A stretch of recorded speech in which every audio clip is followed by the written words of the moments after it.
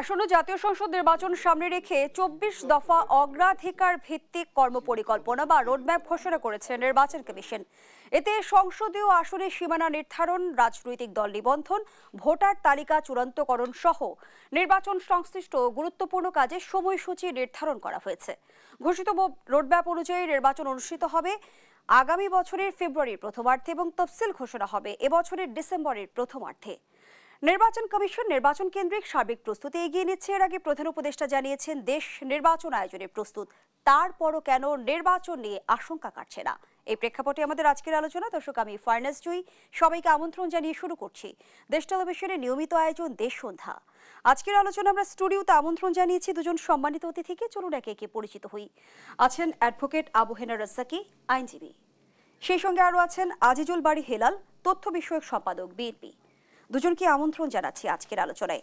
জনাব আজিজুল বাড়ি হেলাল, আপনাকে দিয়ে আলোচনাটা শুরু করি। যেমনটি বলছিলাম, ত্রয়োদশ জাতীয় সংসদ নির্বাচন সামনে রেখে ২৪ দফা অগ্রাধিকার ভিত্তিক রোডম্যাপ ঘোষণা করেছে নির্বাচন কমিশন এবং নির্বাচনী রোডম্যাপে জাতির প্রত্যাশা পূরণ হয়েছে এমন মন্তব্য করেছেন বিএনপির স্থায়ী কমিটির সদস্য সালাউদ্দিন আহমদ। আমরা দেখছি নির্বাচন কমিশন সার্বিক প্রস্তুতি এগিয়ে নিচ্ছে। প্রধান উপদেষ্টাও জানিয়েছেন দেশ নির্বাচনের জন্য প্রস্তুত, তারপরও কেন বিএনপি অভিযোগ করছে যে এখনো নির্বাচন বানচালের ষড়যন্ত্র চলছে? বিএনপি অভিযোগ করছে নির্বাচন বানচালের শঙ্কা আছে। শঙ্কা তো যে কোনো জিনিসেই থাকতেই পারে, তাই না? আমাদের এই টকশোটা শেষ পর্যন্ত গড়াবে কিনা এনেও তো শঙ্কা থাকতেই পারে, তাই না? আবার নাও থাকতে পারে। তবে আমরা ভালোভাবে টকশোটা শেষ করবো ইনশাল্লাহ। এখন আপনার বিএনপি এই ২৪ দফা যে রোডম্যাপ ঘোষণা করেছে সেখানে বলছে জাতির প্রত্যাশা পূর্ণ হয়েছে। ২৪ দফার উপরে না, তার মানে নির্বাচনটার যে রোড ম্যাপের জন্য আমরা এতদিন বলে আসছি যে অন্তত রোড ম্যাপ ঘোষণা করুন, যাতে আমাদের প্রশাসন, অন্য অন্য জায়গা, ল এনফোর্সিং এজেন্সি, জনগণ আশ্বস্ত হতে পারে যে দেশে আলটিমেটলি এটা নির্বাচন হচ্ছে। সেজন্য আমরা বলছি যে জাতির প্রত্যাশা পূরণ হচ্ছে। আর অন্য অন্য যে সমস্ত রাজনৈতিক দল আমাদের অভ্যুত্থানের শক্তি ছিল, তারা কিন্তু কেউ এখনো বলেনি যে নির্বাচন হবে না। মাঝে মাঝে রেটরিক হিসাবে ব্যবহার করেছে, নির্বাচন হতে দেওয়া হবে না, নির্বাচন করা যাবে না, নির্বাচন পিয়ার পদ্ধতি, বিভিন্ন রকম ন্যারেটিভ তারা তুলেছে, বিভিন্ন বাইদানি তারা তুলেছে। কিন্তু আলটিমেটলি আমাদের দেশ হেডিং টুয়ার্ডস ডেমোক্রেসি, এইটা একটা সিগনিফিকেন্ট দিক। এবং ২৪-এর যে পরাজিত শক্তি যারা বলেছে যে শেখ হাসিনা যেমন বলেছে গত কালকে বা তার আগের দিন, সে ইউনূসের আন্ডারে কোনো নির্বাচন মেনে নেওয়া হবে না। পরাজিত ফ্যাসিবাদ এখনো কথা বলে। তারপরে আপনার এস আলমকে ডেকে নিয়ে কলকাতায়, চিন্তা করতে পারেন, একটা লোকরে ইন্ডিয়ান সরকারের প্রযত্নে তাকে কলকাতায় নিয়ে ২৫০০ কোটি টাকা, পত্রিকার খবর এগুলো সব, টাকা নিয়ে আরো টাকা নিয়ে সে আরো ২০০০ কোটি টাকা নিয়ে আশ্বাস দেওয়া হয়েছে। মোট ৪-৫ কোটি টাকা দিয়ে বাংলাদেশের নির্বাচনকে আনস্টেবল করবে। বাংলাদেশে ইউনূসের আন্ডারে কোনো নির্বাচন হতে দেওয়া যাবে না। তার মানে কি ২৪-এর গণ অভ্যুত্থানে সে যে পরাজিত হয়নি সেইটাকে আবার তুলে আনবার জন্য সে এই কালো টাকাগুলো আবার ইসলামের কাছে চাচ্ছে এবং এইটাকে আপনার প্যাট্রোনাইজ করছে ইন্ডিয়া। সুতরাং আমাদের দেশের যে আমরা অভ্যুত্থানের শক্তি আমরা সবাই এখন বুঝে ফেলেছি যে এখন যদি নির্বাচন না হওয়া, নির্বাচন না করার কোনো ন্যারেটিভ তোলা হয়, তাহলে কিন্তু ইন্ডিয়ান যে ভয়েস, শেখ হাসিনার যে ভয়েস, সেই ভয়েসটাকে ইকো করা হয়, প্রতিধ্বনিত হয়। সেজন্য বলছি যে it's a good initiatives from the নির্বাচন ইলেকশন কমিশন এবং আমরা ইনশাআল্লাহ উৎসব মুখর পরিবেশে শেখ হাসিনা এখন ভারতের মাটিতে অবস্থান করছে, তাহলে কি নির্বাচন বানচালের ষড়যন্ত্রের সাথে ভারত সরকারের মদত রয়েছে? অবশ্যই। ভারত কি চায়? ভারত চায় এ দেশে সবসময় একটা আনস্টেবল সরকার থাকুক, আনস্টেবিলিটি থাকুক, তাহলে সে একটা পাপেট বসাতে পারে, এবং তার যে অখণ্ড ভারত স্বপ্ন, সেই স্বপ্ন সে পূরণ করতে পারে। অথচ আমাদের ৭১-এর মানুষ যে মুক্তিযুদ্ধ করেছিল সেটাকেই তারা আওয়ামী লীগকে ফেরানোর এখন যে স্বপ্ন, সেটা কি স্বপ্ন বলবো না দিবা স্বপ্ন বলবো? আসলে আওয়ামী লীগ কখনো, যতই আপনি বয়ান তৈরি করেন, আওয়ামী লীগ কখনো আর ওইভাবে ফিরে আসতে পারবে না। একটা জিনিস হতে পারে যে আগামী নির্বাচনে হয়তো যে সমস্ত আওয়ামী লীগাররা শেখ হাসিনার গুম খুনের সাথে জড়িত না, বা মানে অ্যাপার্ট ফ্রম ইট, তারা হয়তো আপনার সেই ইমরান খান স্টাইলে আপনার স্বতন্ত্র প্রার্থী হতে পারে, এটা হতে পারে। কিন্তু আমার ধারণা, এটা আমার ব্যক্তিগত, আওয়ামী লীগ আবার সেই দলগতভাবে ওই যে বিএনপি আওয়ামী লীগ যে বাইনারি, তা ভেঙে গেছে। এখন আওয়ামী লীগ ইতিহাসের আসলে তাদের কারণে যে ইতিহাসের আস্থা করে নিক্ষিপ্ত হবে, যতই আপনি বয়ান তৈরি করেন। দেশের রাজনীতিতে আমরা দেখেছি জার্সি বদলের এক ধরনের প্রচলন আছে, হ্যাঁ, এবং জার্সি বদল হবে। নির্বাচনের ক্ষেত্রে কিন্তু অনেক সমীকরণ এটা পাল্টে যায়। ঠিক বলছেন কারো কাঁধে ভর করে কিন্তু আওয়ামী লীগের আবার যদি আমরা বলি যে ফিরে আসার এক ধরনের সম্ভাবনা তৈরি হতে পারে। ভালো শব্দ আপনি চয়েস করেছেন, জার্সি বদল। আওয়ামী লীগের যেসব নেতা আমি বললাম না যে আপনার নিউট্রালি ইলেকশন করতে চায়, মানে দোজ পিপল আর নট মানে associates with the assassination of, মানে আপনার গণহত্যার সাথে যারা জড়িত না, বা আওয়ামী লীগের দোষারোপের সাথে জড়িত না, তারা হয়তো আমি বলছি যে নিউট্রালি যাতে। এখন তারা জার্সি বদল করে, যেমন জামাত 2018 সালে জার্সি বদল করে আমাদের ঘাড়ে চেপেছিল ধানের শীষ মার্কা নিয়ে। তখন আপনারা সুযোগ দিয়েছিলেন? না, ওইটা আমি বলছি, আপনি যেহেতু বলেন জার্সি বদল, একটা ভালো শব্দ বললেন, তো এই জন্য বললাম যে এখন আওয়ামী লীগ যেটা করতে পারে, ওই প্রথম যে পদ্ধতিটা বললাম neutral like Imran Khan, second যেটা করতে পারে সেটা হলো তাদের ওই যে পোষ্য একটা দল আছে জাতীয় পার্টির ঘাড়ে ধরে নাঙ্গল মার্কা নিয়ে দাঁড়াই গেল, এটা একটা হতে পারে। It might be or might not. এমন অভিযোগ কিন্তু উপদেষ্টা আসিফ মাহমুদ ইতিমধ্যে করেছেন। না, উপদেষ্টা আসিফ মাহমুদ করেছে, আমার তো ধারণা, আমি যেটা প্রান্তিক পর্যায়ে রাজনীতি করে দেখি, যে আওয়ামী লীগের যে সমস্ত লোক এখনো বাংলাদেশে রয়ে গেছে তাদেরকে প্যাট্রোনাইজ করছে এই উপদেষ্টা আসিফ মাহমুদের দল এনসিপি। আমি এই কথাগুলো বলতে চাই না, কারণ এনসিপিরা এখনো ন্যাশন ওয়াইড দল হয়ে ওঠেনি, অর্থাৎ তাদের দলের লোক ভিড়ানোর জন্য তারা যে কোনো প্রান্তের মানুষকে, সেটা আওয়ামী লীগ হোক, আর আপনার মুসলিম লীগ হোক, আর জামাত হোক, যাই হোক, মানে লোক হলেই তাদের হচ্ছে, একটা দল গঠনের জন্য তারা এটা করতেই পারে। আমি সেটা বলছি। কাকে প্যাট্রোনাইজ করছে বলছিলেন? মানে আসিফ মাহমুদের যে দল এনসিপি, আসিফ মাহমুদ তো সরকারে আছে, কিন্তু তাদেরই একটা দল এনসিপি। এটা নিয়ে আলোচনা করতে গেলে অনেক দূর যাইতে হবে। আপনি তর্কের খাতিরেও ধরে নেন যে আসিফ মাহমুদের দলটাই এনসিপি। কিন্তু সামনের দিনে যদি আমরা দেখি যে আসিফ মাহমুদ বিএনপির হয়ে নির্বাচন করলো, তখন আসলে আসিফ মাহমুদ, ওই যে জার্সি বদল আপনি বললেন না, এই দেশের মানুষের তো আদর্শ নিয়ে রাজনীতি করে না, একমাত্র দল বিএনপি, যারা আদর্শ, মানে আমাদের সেই আমাদের যে জাতীয়তাবাদের আদর্শ, 19 দফা আদর্শ, রাজ্য কিভাবে হাসলে কিছু নেই, আমাদের দল। আমরা কিন্তু জার্সি বদল করে, আমরা জার্সি বদল করে নৌকাও যায়নি, জার্সি বদল করে নৌকায় গেছে আপনার এলাকার একজন, না জার্সি বদল করে কেউ, আমরা নাঙ্গলেও যায়নি, ইসেও যায়নি, যে পানি পাল্লায়, কিন্তু ওরা জার্সি বদল করে আমাদের ধারে আসে। যেহেতু আমাদের একটা বিএনপির কাঁধে ভর করে নির্বাচনে গিয়েছিল, জার্সি বদলের জন্য তো কোনো রাজনৈতিক দলকে সুযোগ দিতে হয়। রাজনৈতিক দলগুলোকে আমরা তো শুধু বলছি যে আওয়ামী লীগ, আপনারা তো বলছেন আওয়ামী লীগ আর তাদের সক্রিয়তা নিয়ে ফিরে আসতে হবে না, হয় তাকে জার্সি বদল করতে হবে, অথবা তাকে ইমরান খানের মতো ইন্ডিপেন্ডেন্ট দাঁড়াতে হবে। সেই দাঁড়ানোর হিম্মত আছে কিনা আমি জানি না। আমি সেটা বলছি, সুযোগ কি বিএনপি দিবে? জার্সি বদল সুযোগ বিএনপি দেবে কেন? বিএনপির কত কর্মী আপনি বুঝছেন? আমাদের 300 আসনে 3000 প্রার্থী, আমরা কত লোককে আনবো? আমাদের দলটাকে তো অর্গানাইজ করতে হবে, তবে এটা ঠিক, আমরা বলছি যে নির্বাচন, যেহেতু রাজনীতি এবং নির্বাচন একটু ভিন্নতা আছে। রাজনীতিতে যে কোয়ালিশনটা হয়, নির্বাচনের অ্যালাইনমেন্টটা অন্যরকম হয়। আমরা নির্বাচনে অ্যালাইনমেন্ট করব যারা আমাদের সাথে অভ্যুত্থানের শক্তি ছিল, এক্সেপ্ট জামাত। সেটা নির্ধারিত, এটা নির্ধারিত। ধন্যবাদ জানাচ্ছি জনাব আজিজুল বারী হেলাল, অ্যাডভোকেট আবু হেনা রাজ্জাককে। এখনো আমরা দেখছি সংবিধান সংস্কার, জুলাই জাতীয় সনদ বাস্তবায়নের প্রক্রিয়া এবং পিআর পদ্ধতি নিয়ে রাজনৈতিক দলগুলোর দূরত্ব কমছেই না, এবং কোনো পক্ষই আমরা দেখছি ছাড় দিতে প্রস্তুত নয়। তবে কি অনৈক্যের জালে জড়িয়ে যাচ্ছে ত্রয়োদশ জাতীয় সংসদ নির্বাচন? আরও একটি প্রসঙ্গ যদি যুক্ত করি, সম্প্রতি আমরা যেমনটি দেখেছি, প্রধান নির্বাচন কমিশনার জানিয়েছেন পিআর পদ্ধতি সংবিধানে নেই, তাই সংবিধানের বাইরে গিয়ে কোনো নির্বাচন আয়োজনের সুযোগ নেই। ধন্যবাদ আপনাকে এবং আপনার দেশ টিভির দর্শক শ্রোতা, আর আমার একজন প্রিয় আলোচক বা বন্ধু, যাই বলেন, যদিও আমি তার দল করি না, কিন্তু আমি মনে করি তার সাথে একটা ভালো সম্পর্ক। আর ওনার দলের লোকজনরে বলবো এই দেশ টিভির মাধ্যমে যে তারা আমাদের এই বিতর্কগুলোকে যেন সিম্পলি বিতর্ক হিসেবেই নেয়, এগুলো, তাই না? এগুলো ব্যক্তিগতভাবে নেওয়া ঠিক না। দলগতভাবে নেওয়াও ঠিক না। ব্যক্তিগতভাবে নিচ্ছে কি না, বলে যাচ্ছি, এটাকে বলে আমন্ত্রণ জানানো, কারণ আমরা তো কিছু কমেন্ট পাই, সেগুলো অনেক লো প্রোফাইলের। তারপরেও কারণ এর থেকে যদি ভালো কিছু বেরোয় আসে, you can accept it, you can reject it. তাই যাই হোক, যেখানে ছিলাম, প্রথম কথা হচ্ছে নির্বাচন নিয়ে একটা আশঙ্কা, যে কথাটা আপনি বলেছেন। ফখরুল ইসলাম সাহেব আলমগীর ফখরুল ইসলাম আলমগীর সাহেব দেখলাম আজকে বোধহয় নিউজ আছে যে নির্বাচন ছাড়া বিকল্প কোনো পথ নাই, তাই না?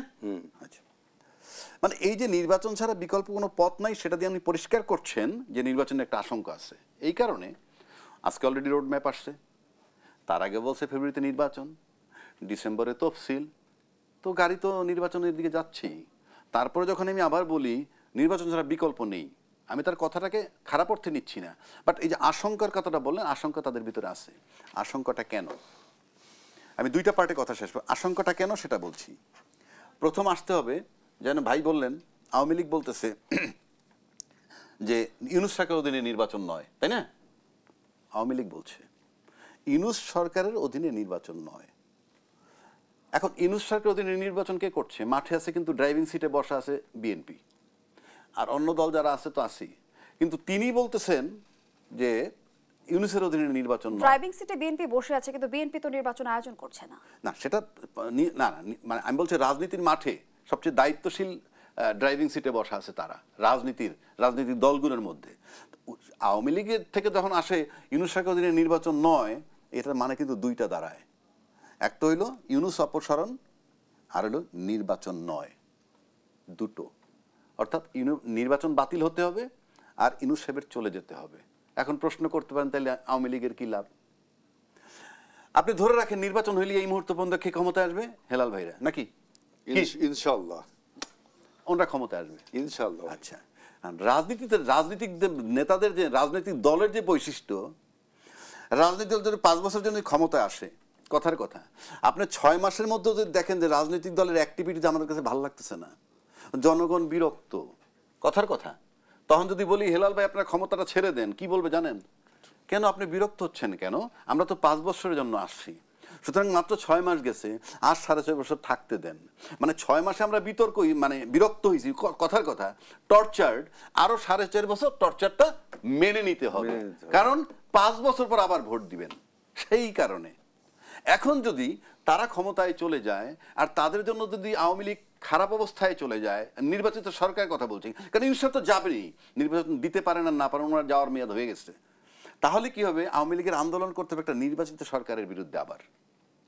কিন্তু ওই নির্বাচনের বিরুদ্ধে যদি নির্বাচিত সরকারের বিরুদ্ধে আন্দোলন করার, তারা যদি বলে আমি তো 5 বছরের ম্যান্ডেট নিয়ে আসছি, তাহলে পরে তাদের অনেক স্ট্রাগল হবে।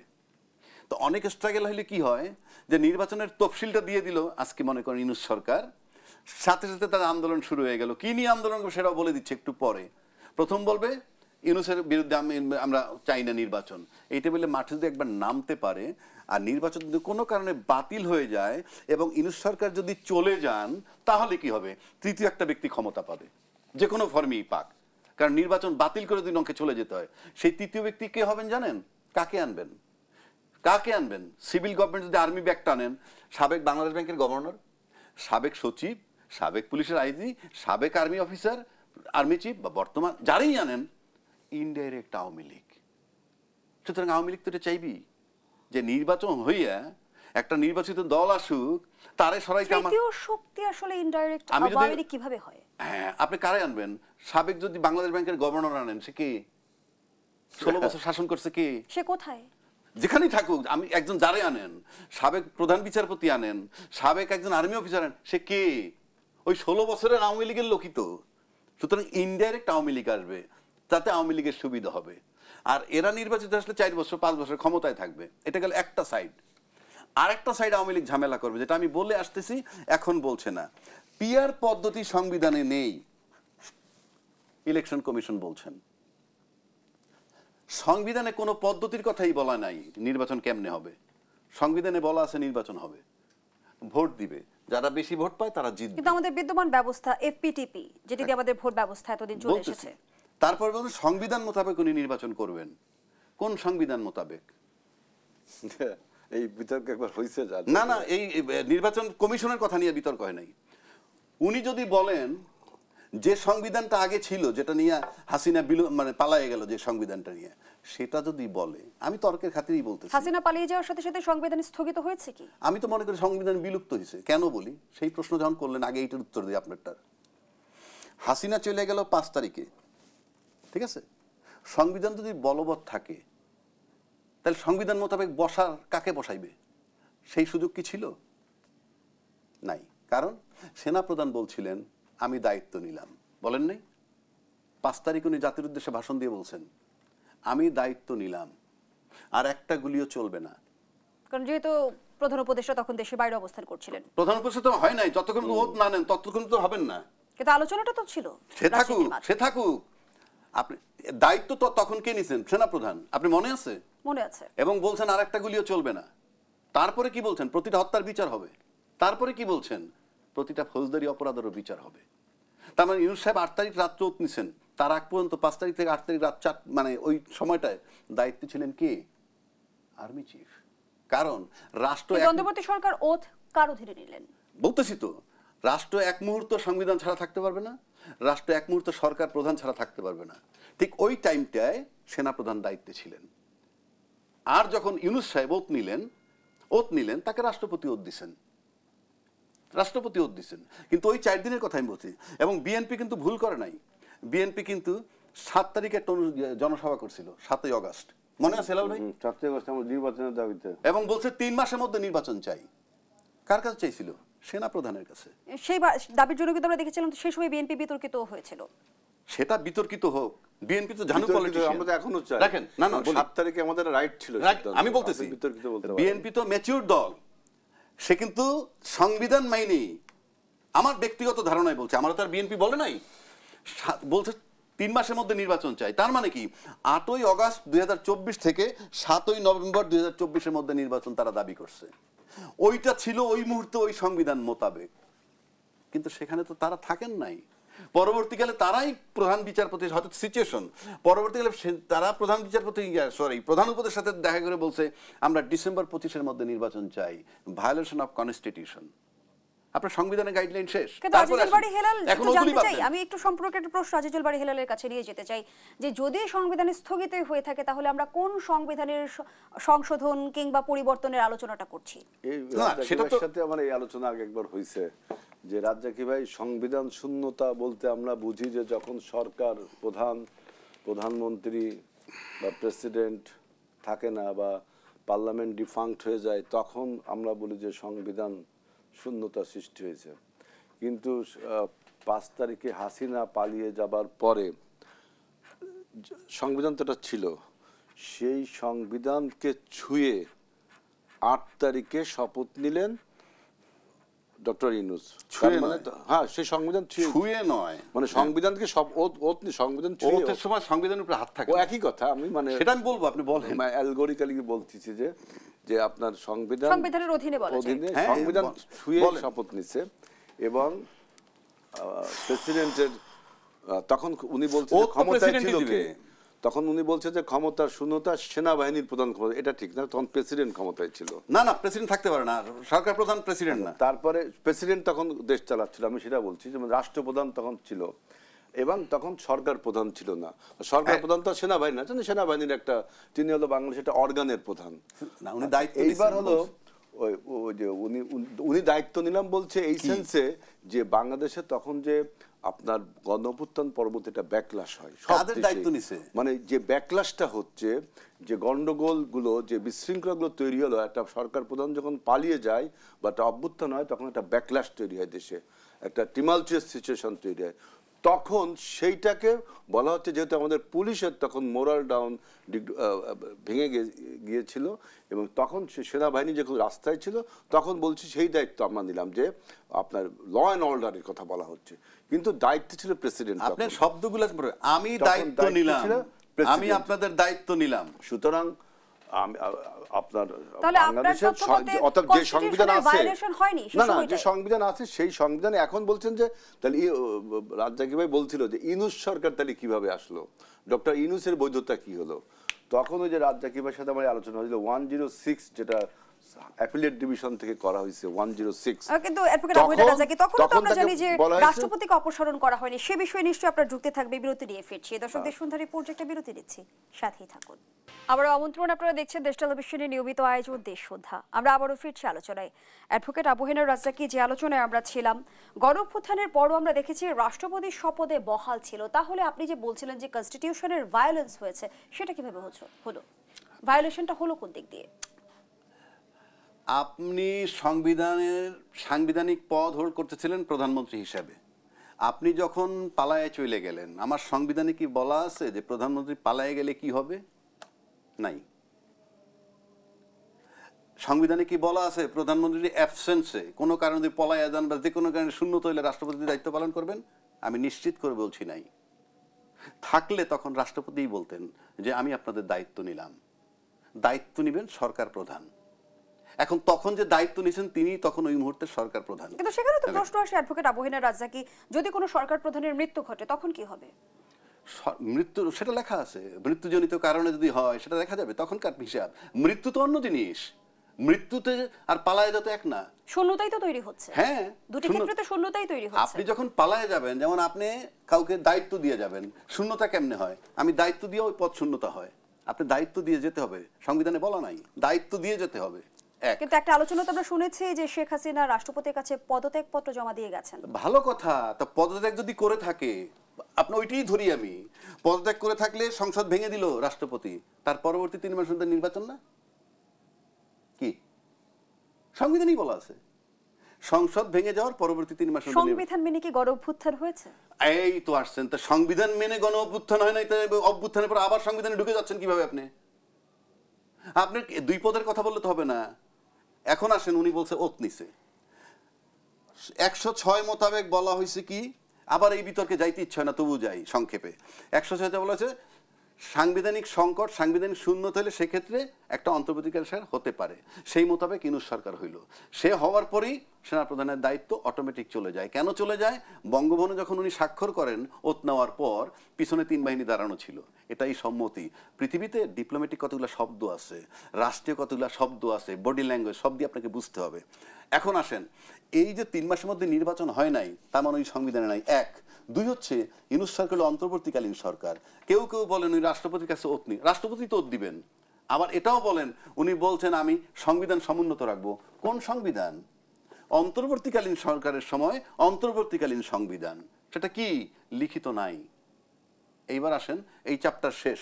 এইবার আসেন আমাদের যে নির্বাচন কমিশনার বলছে যে সংবিধান মোতাবেক নির্বাচন, এই সংবিধান মোতাবেক নির্বাচন দিতে হইলে সংসদ ভাঙার 3 মাসের মধ্যে। কিন্তু ওনাকে নিয়োগ দিছে কে? ওনাকে সাংবিধানিক সরকার নিয়োগ দেয় নাই, যে সংবিধানের কথা সে বলে। তাকে দিছে অন্তর্বর্তীকালীন সরকার নিয়োগ দিছে। কবে দিছে তা জানেন? 18ই নভেম্বর 2024। অর্থাৎ সংবিধান ভাঙার পর, সংসদ ভাঙার পর 3 মাস পার হয়ে গেছে, নির্বাচন হয়ই নাই। যেটা সেনাপ্রধানের কাছে তারা দাবি করছিল বা ওই 4 দিনের সরকারের কাছে দাবি করছিল, হয় নাই। আর তার নিয়োগ হইল 18ই নভেম্বর 2024। তাকে নিয়োগ দিল কে? অন্তর্বর্তীকালীন সরকার। নিয়োগ দিল অন্তর্বর্তীকালীন সরকার। অন্তর্বর্তীকালীন সরকারের নিয়োগপ্রাপ্ত নির্বাচন কমিশন। আপনি ঢুকতে চাইছেন ওই সংবিধানে, ওখানে দেখুন আপনার মেয়াদ আগেই শেষ, নির্বাচন দেওয়ার মেয়াদ শেষ। বরং আপনি ফেব্রুয়ারিতে নির্বাচনে যাচ্ছেন কি করে? কোন সংবিধান আপনাকে যাইতে বলছে যে আপনি ফেব্রুয়ারিতে নির্বাচন করবেন? আপনাকে প্রধান উপদেষ্টা চিঠি দিয়ে বলছে তুমি নির্বাচনের জন্য প্রস্তুতি হচ্ছেন। আপনি একটা স্বাধীন প্রতিষ্ঠান। নির্বাচন কমিশন কিন্তু কারো আন্ডারে না, সাংবিধানিক। তো আপনি যখন নির্বাচন দিতেছেন ফেব্রুয়ারি মাসে, কোন সংবিধানে? আপনার এক্সিস্টিং সংবিধান নভেম্বর 7 এক্সপায়ার করছে, ওর ভিতরে নির্বাচন হওয়ার কথা ছিল 7 নভেম্বর 2024-এর মধ্যে। আর আপনি যখন 26 ফেব্রুয়ারিতে, আপনাকে এই অধিকার কে দিল? না দেখি ভাই, 106 নিয়ে তো বলেন তাহলে।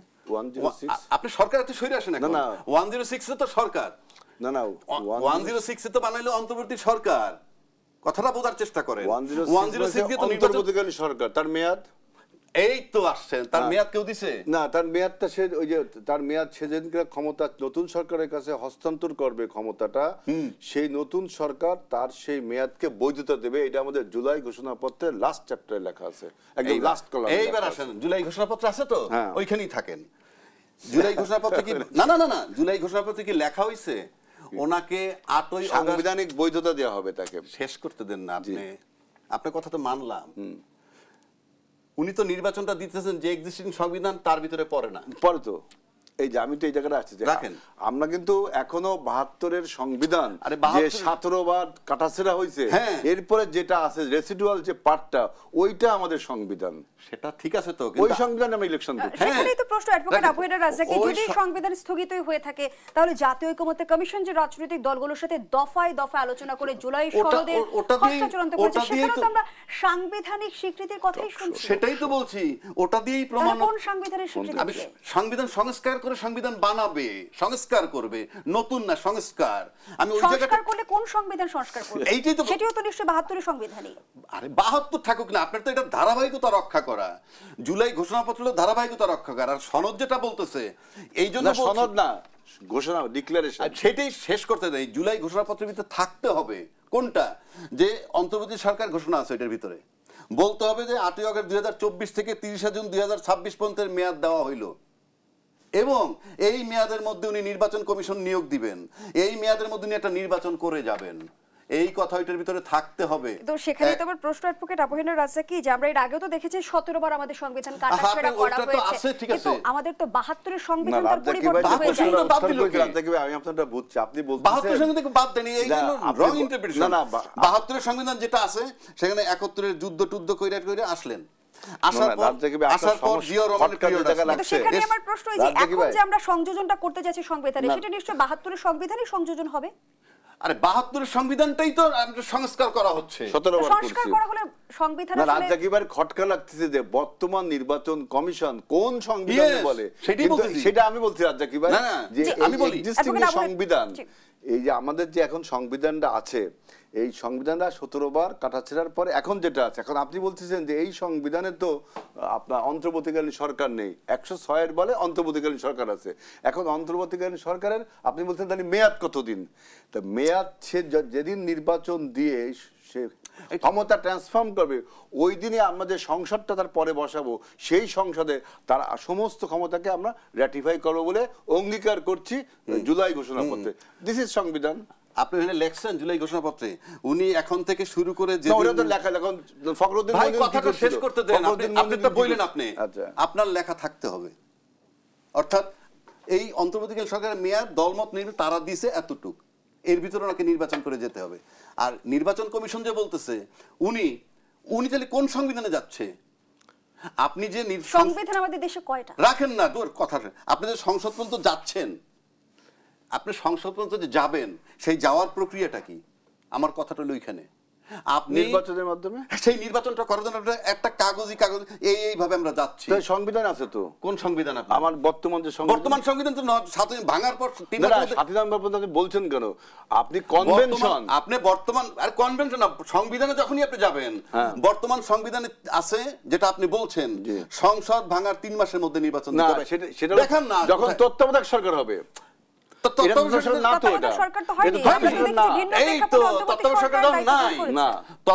সরকার নাই, আছে অন্তর্বর্তীকালীন সরকার। তাহলে আপনি ওই সংবিধানে যান কিভাবে? কেন অন্তর্বর্তীকালীন সরকার আপনি ওই সংবিধানে কেমনে নেবেন? একটা উপদেষ্টা পরিষদ গঠন করা যেতে পারে, সেই উপদেষ্টা পরিষদ মেয়াদ দিচ্ছে না, মেয়াদটা হবে। আমরা তো দেখেছি যে উচ্চ আদালতের বেঞ্চ এই সরকারকে বৈধতা দিয়েছে। আরে ধর, উচ্চ আদালত কি বলছে? উচ্চ আদালত সরকার গঠন করা যেতে পারে, সরকার গঠন করা যেতে পারে, করছে। সেই সরকার কতদিন থাকবে এইটার মেয়াদ কারা দিবে? এই যারা বসছে আমরা দিব। জি, ঘোষণাপত্রে লিখতে হবে, আমি বললাম তো, তা নাহলে ঘোষণাপত্রে লেখা আছে। কিন্তু আমি চ্যালেঞ্জ করলাম লেখা না, যে ঘোষণাপত্রের লাস্টে যে এই সরকারকে সাংবিধানিক স্বীকৃতি দেবে দেওয়া হবে। আপনি কথাটা বুঝেন না, সেটা তো অন্য কথা। এটি তো কনভেনশন। নো, 91 সালে কি ছিল? এটা রাষ্ট্র 91 সালে যখন 91 সালে 3 দলের জোটের রূপরেখা মোতাবেক লেখা হয়েছে। নো কাগজ লেখা হয়েছে, র্যাটিফাই করছিল কে? পরবর্তী সংসদ। কথাটা শেষ করতে আমাদের সংসদ আগে লেখা হয়েছিল। আরে ভাই শুনেন না, আমি তাই বলতে লেখা হয়েছিল, একইভাবে এইটাও লিখবে। ওই জুলাই ঘোষণাপত্র সংশোধন করে লিখতে হবে এর মেয়াদ এতখানি দেওয়া হলো, এর মধ্যে উনি নির্বাচন করবেন এবং নির্বাচন কমিশন নিয়োগ দেবেন, ওইটা ঘোষণাপত্রে লেখা থাকতে হবে। তা না হলে আপনি সংসদ মতো পৌঁছাতেই তো পারবেন না। এই নির্বাচন কমিশনের কৈফিয়ত কি? আপনি যে আসছেন এখানে সংবিধান তো তার কাছে কৈফিয়ত, সংবিধান কি কৈফিয়ত? সংবিধান অনুযায়ী মেয়াদ শেষ। কি ভাই আপনি যে জায়গাটা বুঝছেন, আমি কথা আপনি এটা লেখা থাকতে হবে। পরে আসলে সংবিধান স্থগিত হয়ে গেছে, আপনি এমনটি বলছেন। আমি তো আমার হিসাবে তো বিলুপ্ত হয়ে গেছে। কেন? কিন্তু আমি যদি বিলুপ্ত হয়ে যায় তাহলে আসলে নির্বাচন কমিশন কোন সংবিধানে নির্বাচন কমিশন কোন সংবিধান মোতাবেক ফেব্রুয়ারিতে নির্বাচন দিচ্ছেন? কোন সংবিধান? আমাদের যে এক্সিস্টিং সংবিধান 17 বার সংশোধন করার পরে আমাদের এক্সিস্টিং সেই সংবিধানে আপনার অন্তর্বর্তীকালীন সরকার যোগ করা হয়েছে 106 দিয়ে।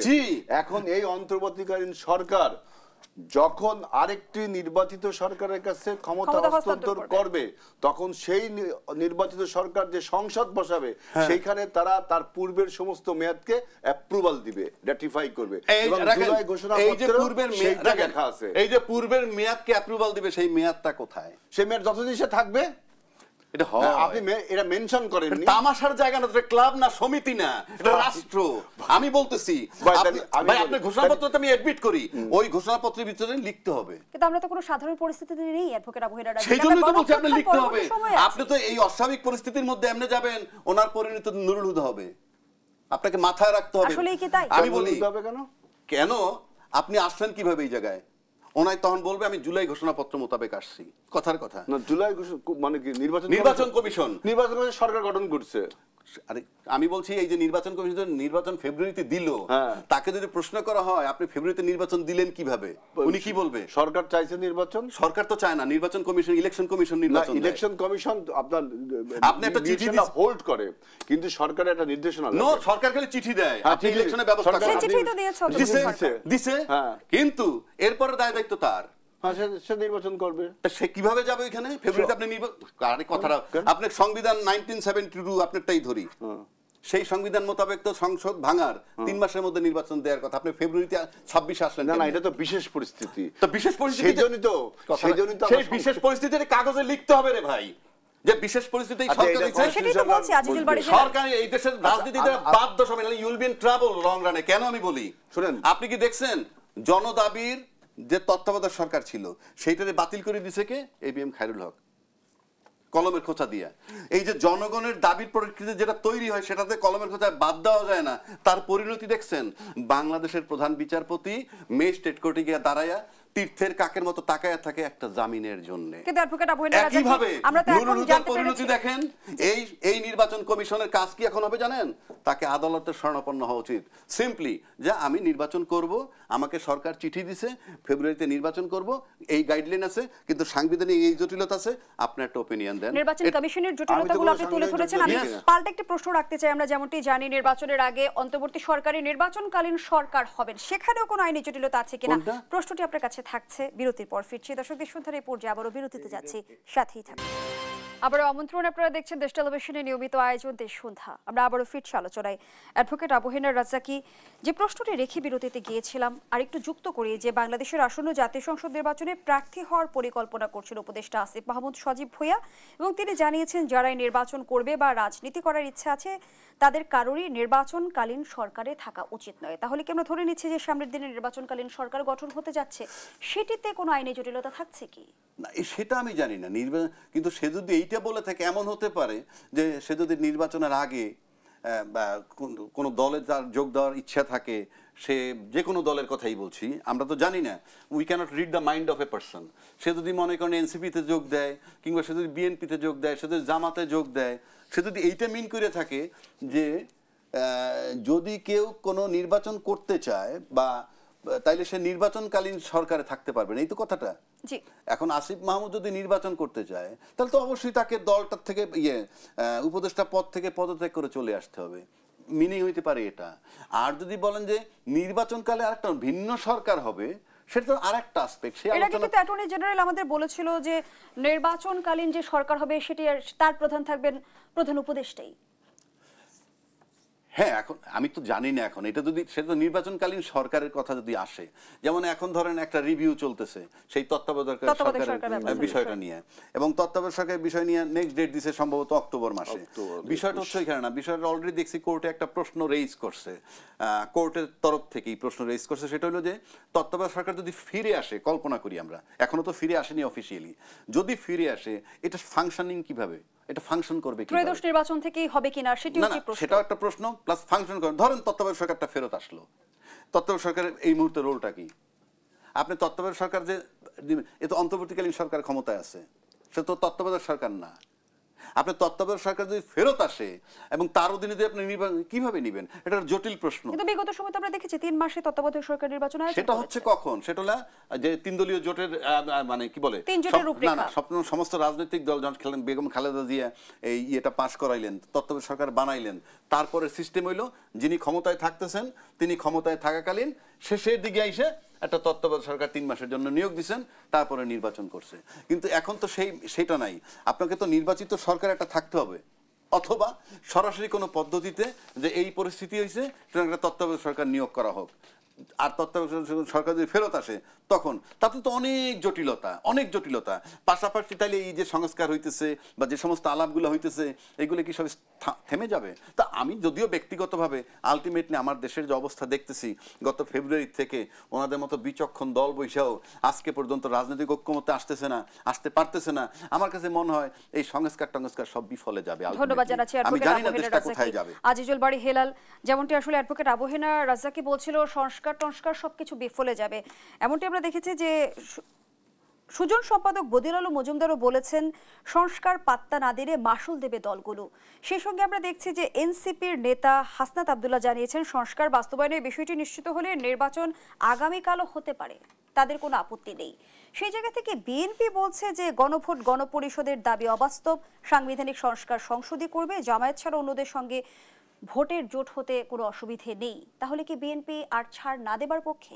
এই জায়গা ছাড় দেওয়ার পক্ষে না। বিষয়টা হলো আপনার আগামী নির্বাচনের পরে মানে আগামীতে দেশটা কোন দিকে যাবে, গণতন্ত্রের পথে হাঁটবে না সেই ফ্যাসিবাদের পায়ের তলায় যায় পড়বে, যে ফ্যাসিবাদ থেকে আমরা মুক্ত হয়েছি, নাকি ওই অন্য কোনো রাষ্ট্রের ক্লায়েন্ট স্টেটে পরিণত হবে, এইটা হলো প্রশ্ন।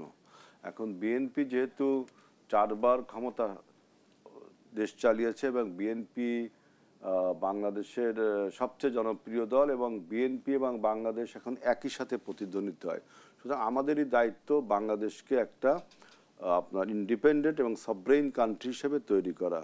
আজকে যারা বলছেন সংস্কার, আমাদের আগে তো কেউ সংস্কারের কথা বলেননি, এবং সংস্কার প্রক্রিয়ার মাধ্যমেই বিএনপি বেড়ে উঠেছে। দেশের বিএনপি যতবারই ক্ষমতা এসেছে দেশকেও সংস্কার প্রক্রিয়ার মধ্যে নিয়েছে। যেমন আমাদের দেশের সবচেয়ে বার্নিং প্রবলেম ছিল দুদক, সেই দুদকের সংস্কার কিন্তু আমরাই করেছিলাম, দুদক ব্যুরো থেকে কমিশনে রূপান্তরিত করেছিলাম। এরকম অসংখ্য নজির আছে। যেমন এবার প্রধানমন্ত্রীর ক্ষমতা লিমিটেড করা, যে পৃথিবীর কোথাও নজির না থাকলেও বিএনপি কিন্তু সেইখানে ঐক্যমত হয়েছে। কিন্তু বিএনপি যদি সংস্কার বান্ধব দলই হয়ে থাকে তাহলে সংস্কারের এই জুলাই সনদের আইনি ভিত্তিতে বাধা কেন? সংস্কার যে সমস্ত বিষয় করা হবে সেটা যদি সংবিধানের সংস্কার প্রয়োজন হয় তাহলে কিন্তু আপনাকে you have to have a parliament. এটা আপনি কনস্টিটিউশনাল যারা বিশেষজ্ঞ রাজ্জাকি ভাই আছে তারা এসে বলুক যে আপনাকে you have to have a parliament to amend আপনার কনস্টিটিউশন। আপনার ইনফ্যান্টাইল ভাবে কোনো কথা বললে তো হবে না, ইম্যাচুরিটি ভাবে কোনো কথা বলতে পারেন, পপুলিস্ট কথা বলে মানুষকে বিভ্রান্ত কিছুদিন করতে পারবেন। যখন মানুষ বিএনপি দেখেন এই সংস্কার প্রস্তাব নিয়ে ঐক্যমত কমিশনের সঙ্গে আমাদের আলোচনার আর্গুমেন্টগুলো দেখেন, যে বিএনপি একাডেমিক্যালি আর্গুমেন্ট করে বোঝাচ্ছে দেশের স্বার্থে জনগণের পক্ষে যে এইটা বাস্তবায়ন করলে দেশের এই ক্ষতি হবে, এইটা বাস্তবায়ন করলে দেশের এই উপকার হবে। অন্যান্য দল দেখবেন, আমরা কথা শুনেন, নির্বাচনের সাথে গণভোটের আয়োজন করা, আমি আরেকটা ইনফ্যান্টাইল কথা, গণভোট কি আমাদের সংবিধানে এখন আছে? আর গণভোট কিসের জন্য? For what? গণভোট কিসের জন্য? আমরা বললাম একটা কথা যে আমি এখন এটা করতে চাই, হলে এগুলো এই ইনফ্যান্টাইল অ্যাটিটিউড, এগুলো ইরেশনাল কথা, ইললজিক কথাবার্তা, এগুলো আমি সেজন্যই বলছি, আমি বলছি বিএনপি দেখবেন তত্ত্বাবধায়ক ঐক্যমত কমিশনের সাথে একাডেমিক আলোচনা করেছে যে কোনটা দেশের পক্ষে যাবে কোনটা বিপক্ষে যাবে, কারণ আমাদের পূর্ব অভিজ্ঞতা থেকে বলছি। অন্য অন্য রাজনৈতিক দল দেখবেন সুপারফিশিয়ালি একটা কথা বলে চলে যাচ্ছে, কারণ তাদের প্রয়োজনটা কি? তাদের প্রয়োজনটা হলো যে নির্বাচনটাকে পিছিয়ে দেওয়া, নির্বাচনটাকে অনিশ্চিত করে তোলা। তাইলে তারা যেহেতু ন্যাশন ওয়াইড দল না, তারা একটা শক্তি সঞ্চয় করতে পারে। এবং বিএনপি যেহেতু ন্যাশন ওয়াইড দল, এই সমস্ত তর্ক বিতর্ক যত জারি রাখবে আপনার ফ্যাসিবাদের ষড়যন্ত্র করার তত সুযোগ থাকবে। এই জন্য আমি বলছি, দেখেন আপনি এই যে নিউট্রালিটির একটা কথা বলা হয়েছে যে আসিফ মাহমুদ সজীব ভুঁইয়া নাকি সরকার থেকে পদত্যাগ করলে সে নিউট্রাল হয়ে গেল। নাহিদ ইসলাম পদত্যাগ করেছে সরকার থেকে বহু আগে, তার মানে কি সরকার নিউট্রাল হয়ে গেল? কারণ নাহিদ ইসলাম যে পদত্যাগ করছে তার একটা নেক্সাস বা সংযোগ বা একটা আপনার অ্যাফিনিটি, আপনি যেভাবে যাই বলেন, নাহিদ ইসলামের রয়েই গেছে। আসিফ মাহমুদ সম্প্রতি হতে পদত্যাগ করবে, তার মানে ক্ষমতার থেকে পদত্যাগ করে আপনি নিউট্রাল সাজছেন, এইটা কিন্তু ঠিক না। অর্থাৎ এই সরকারের নিউট্রালিটি থাকা উচিত, এবং নিউট্রাল সরকার এটা, সেই সরকারকে প্রশ্নবিদ্ধ করছে এই নাহিদ ইসলাম, এই আসিফ মাহমুদরা, কারণ তারা সরকারে থাকছে আবার পদত্যাগ করে নিউট্রাল ছাড়ছে। এইটা কোনো ছেলে খেলা না। এই সরকার হলো আপনার নিরপেক্ষ সরকার। এইটাই আমরা জানি। সরকারের নিরপেক্ষতা নিয়ে যদি আপনাদের প্রশ্ন না না থাকে, নির্বাচন নিয়েও তো না না আমাদের প্রশ্ন, আপনাকে বুঝতে হবে, আমাদের প্রশ্ন হলো টু এক্সিস্টেন্স অফ বাংলাদেশ। আমরা যে স্বপ্ন নিয়ে, দেশ গঠনের যে স্বপ্ন নিয়ে আমরা অভ্যুত্থানে অংশগ্রহণ করেছিলাম, সেই অভ্যুত্থানে যখন বিজয় অর্জন করেছি, এখন দেখি দেশ রক্ষা করা, দ্যাট মিনস দেশের সভরেন্টি, দেশের ইন্ডিপেন্ডেন্স রক্ষা করাই বড় কঠিন হয়ে দাঁড়িয়েছে। কারণ বিভিন্ন মহল থেকে বিভিন্ন রকম কথা বলা হচ্ছে। এত কথার ভিড়ে আমাদের বিএনপিকে কত কিছু ফেস করতে হচ্ছে, সব কিছু একাডেমিক্যালি ফেস করতে হচ্ছে। কারণ দেশটা শেষ পর্যন্ত যদি ক্ষতিগ্রস্ত হয় তাহলে কিন্তু আমরা সবাই মিলে ক্ষতিগ্রস্ত হব। এখন এক একজনে মানে বন্যার পানি যখন সরে যায়, আপনি দেখবেন যে সেই ফার্টাইল ল্যান্ডে নানান রকম গাছপালা উৎপন্ন হয়, মানে এটাই হয়। তখন সেটাকে ম্যানেজমেন্ট করাও কিন্তু মানুষের জন্য খুব পরিশ্রমী ব্যাপার হয়ে যায়। আমরা সেই পরিশ্রমটা বিএনপি এখন করছে, যে বাংলাদেশের অস্তিত্বের স্বার্থে, গণ অভ্যুত্থানের চেতনা সাফল্যের স্বার্থে। কারণ আপনি নিজেই বলছেন যে শেখ হাসিনা এখনো ভারতে লুকিয়ে রয়েছে। ভারত এ ব্যাপারে তাকে যে পরিমাণ সাহায্য করছে, আদানিকে থাইল্যান্ড বা মালয়েশিয়ার থেকে যে নিয়ে গেল, আপনি চিন্তা করতে পারেন। যার মানে কি আমাদের দেশের উপরে শকুন এখনো ঘুরছে। গতকাল কিন্তু বিএনপি মহাসচিব এমন অভিযোগ করেছে, এবং সেই এখন যদি আপনি এরকম বয়ান তোলেন যে আমরা নির্বাচন করব না, সংবিধানের এত অনুচ্ছেদ তাহলে কি হবে? আমাদের এই গন্ডগোলের ভিতরেই তো আপনার এই শকুন আবার বাসা বাঁধবে। বিএনপি মহাসচিব যেমনটি বলেছে, গণতন্ত্রের পক্ষের শক্তি ক্ষমতায় আসুক, অন্তর্বর্তী সরকারের একটি অংশ চায় না। তারা আসলে কারা? অন্তর্বর্তীকালীন সরকারের ভিতরে তো মনে করেন আমরা বহু আগের থেকে বলছি, সরকারের ভিতর সরকার, এটা কিন্তু সারা দেশেই থাকে। কিচেন ক্যাবিনেট থাকে, এমনি ক্যাবিনেট থাকে, এরকম অনেক কথাবার্তা রাজনৈতিক অঙ্গনে হয়। এবং সরকারের সবাই যে আপনার ডক্টর ইউনূসের সাফল্য চাই, এইটা তো ঠিক না। এটা হইতেই পারে না। কেউ কেউ নিজের সাফল্য চাই, আবার কেউ কেউ আপনার আরো এজেন্ডা বহন করে, বুঝছেন? এই সরকারের ভিতরে কেউ কেউ আছে যা অন্য একটা লোকের, অন্য কোনো রাষ্ট্রের হতে পারে, আবার অন্য কোনো পরাজিত শক্তি তারও এজেন্ডা বহন করতে পারে।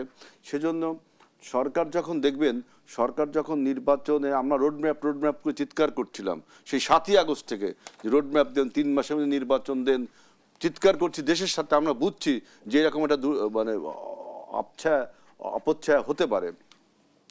তখন উপদেষ্টাদের অনেকে বলছিল এই সরকারকে 5 বছর থাকা উচিত। আমাদের অন্য অন্য রাজনৈতিক দল বলছিল যে সরকারকে আরো সময় দেওয়া উচিত, আইন শৃঙ্খলার পরিস্থিতি ভালো করা উচিত। দেখা যাচ্ছে যে মেকিং করে আর্টিফিশিয়ালি আইন শৃঙ্খলার পরিস্থিতি অবনতি করার বিভিন্ন উদাহরণ কিন্তু আছে, আমরা টানতে পারি। আমরা দেখছি যে অন্তর্বর্তী সরকারের নানামুখী চ্যালেঞ্জ রয়েছে। এই বাস্তবতায় অন্তর্বর্তী সরকার একটি গ্রহণযোগ্য নির্বাচন নিশ্চিত করতে পারবে কি? যেহেতু অন্তর্বর্তীকালীন সরকারকে কেউ কোঅপারেট করতেছে না, কোনো রাজনৈতিক দল না, সুতরাং সে বাস্তবায়ন করা তার জন্য দুরূহ। যেমন গতকালকেও ডিপ্লোমা ইঞ্জিনিয়াররা বা ইঞ্জিনিয়াররা আন্দোলন করছে, কোনো রাজনৈতিক দল বলে নাই যে ফেব্রুয়ারিতে নির্বাচন, তোমাদের পুরনো প্রবলেম এগুলো, এই সরকারের সময় নাই। কোনো রাজনৈতিক দল বলে নাই, একটা স্টেটমেন্টও দেয় না যে তোমরা কেন আন্দোলনে নামছো। একটা অন্তর্বর্তীকালীন সরকার, তাকে নির্বাচনটা করে চলে যেতে দাও। কেউ বলে নাই 200 আন্দোলনে ফেস করছে, কেউ বলেন নাই। ওনারা শুরুর থেকে সবাই চাইছে এই সরকারকে রিমুভ করতে। কেন কেন সেটা আসেন। যে কথাটা উনি বলছে যে কোনো একটা দেশ নাকি তাদের পুতুল সরকার বসাইতে চায়, তাহলে ইউনূস সরকারকে সরাইতে চাচ্ছে কেন? ইউনূস সরকার কি পুতুল সরকার কোনো দেশের? ইউনূস সরকার তো থাকতে পারবে না, নিয়ম নীতি থাকার। রাখেন, আমি তা বলছি না। কোন একটা সময় চলে যেতে হবে তাকে। চলে যাওয়ার ঘোষণা তো সেই দিছে। তাই তো, আপনারা কিন্তু কেউ এখনো আনতে পারেন না। পরের সরকার পুতুল সরকার। আমি বলি, আপনারা কিন্তু কেউ তার কাছ থেকে ঘোষণা আনতে পারেন। He is the man. আমি ঘোষণা করছি আমি 30শে জুনের মধ্যে চলে যাব একটা নির্বাচন দিয়ে, এবং আমি ওনার ইচ্ছে মতো ফেব্রুয়ারিতে নির্বাচন। কোন দল চুল পরিমাণ নাড়াইতে পারে নাই, এবং সব বাধ্য হয়ে মানতেছে। আমি বলতেছি আপনাকে 2 নম্বর কথা হচ্ছে যে এই যে দাবি দাওয়াগুলো আছে, আপনি যদি দায়িত্বশীল হইতো তাহলে তো আপনি এই সরকারের সেভ করতেন যে তোমরা আন্দোলন, 200 আন্দোলন হয়েছে, আনসার বলেন, টিচার বলেন, ডাক্তার বলেন, কেউ বলে না। কারণ কি, সবাই এখন একবারও ভাবতেছে না, যার জন্য এখন তারা সন্ধিয়ান হইছে। কিন্তু রাজনৈতিক দলগুলো সরকারকে অসহযোগিতা করলে তারা কি হাসিল করতে পারবে? আমি সেটাই বলতেছি, আপনি সেই জায়গাটায় আসেন। 2টা প্রক্রিয়া সরকারকে সরানোর প্ল্যান চলছে। একটা হলো ফ্যাসিজমের যে শক্তি, তারা চাচ্ছে ইউনূস সরকার ক্ষমতায় না থাকুক, কিন্তু নির্বাচন না হোক। আর ওনারা চাচ্ছেন উনি যদি চলে যায় নির্বাচন না দিয়ে, তাহলে তো আমার সবটাই যাবে। কথাটা বোঝার চেষ্টা করেন। সুতরাং ওনারা চাচ্ছে নির্বাচনের মাধ্যমে সরকারটা শুরুক, নির্বাচনের মাধ্যমে সরকার গেলে উনি ক্ষমতায় যায়। এটা ওনার অপরাধ না, উনি এটাই ভাববেন। গণতান্ত্রিক সেটাই ভাবা উচিত। আর পতিত সরকার ভাবতেছে নির্বাচন না হয়ে যদি ইউনূস সরকার চলে যায়, সেরকম পরিস্থিতি হয়, তাহলে যা বললাম, তৃতীয় যেই আসুক তাদের পরোক্ষভাবে। কারণ 16 বছরের সাজানো রাষ্ট্র, আপনি যে কর্নার থেকে যাকে আনেন সেটাই তাদের। সুতরাং এটা মাথায় রাখতে হবে। সুতরাং এই জন্য তারাও শঙ্কার মধ্যে আছে নির্বাচন আদৌ হয় কিনা। কেননা আজকে তারা বুঝতেছে হারে হারে। তারা যখন একসময় বলছিল রাষ্ট্রপতিকে অপসারণ করলে সাংবিধানিক সংকট হবে, আজকে তারা সেটা রিয়েলাইজ করতেছে that was not a correct decision. আপনি আর বলতে পারবেন না, কারণ বলে লাভ নাই। যে জায়গাটায় নিয়ে গেছেন, ঠিক সেই দিন যদি প্রেসিডেন্ট সরে যেত, আপনি সিনারি অন্যরকম হতো। হ্যাঁ, কেন হয়তো আপনি তো একটা স্বৈরাচারের দোষর রয়ে গেছে। আপনি বলেন না, একটা সরকারের প্রধানমন্ত্রী সরাই দিলেন, রাষ্ট্রপতি শপথ দিলেন কেন? হ্যাঁ, তারা শপথ দিলেন কেন? কোথায় শপথ দিলেন? শপথ তো অন্তর্বর্তীকালীন সরকার নিছে, রাষ্ট্রপতি যেহেতু আছে তাই তার কাছ থেকে শপথ নিছে, না থাকলে চিফ জাস্টিসের কাছ থেকে নিত। এই বিতর্ক নিশ্চয়ই বিস্তারিত আলোচনার দাবি রাখি আমরা আমাদের আলোচনার একেবারেই শেষ পর্যায়ে অসংখ্য ধন্যবাদ জানাচ্ছি দুজনকে। এই দর্শক শেষ করছি দেশসুদ্ধার আজকের আয়োজন। ধন্যবাদ এতক্ষণ আমাদের সাথে থাকার জন্য।